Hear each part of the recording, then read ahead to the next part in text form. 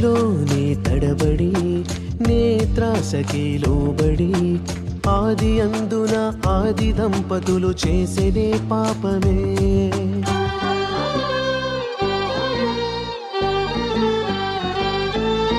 శరీరాసకే లోబడి కామచేష్టకే త్వరపడి నరహత్య చేసి దావీదు జరిగించనే నేరమే.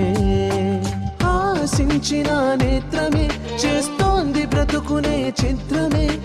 చూపులోన వ్యభిచారమే తుది ఫలితమే నిత్యనాశనమే. దొర్లుతున్న పొరపాటులే మానలేని అలవాట్లుగా మార్చివేయును మలినపు నేత్రమే.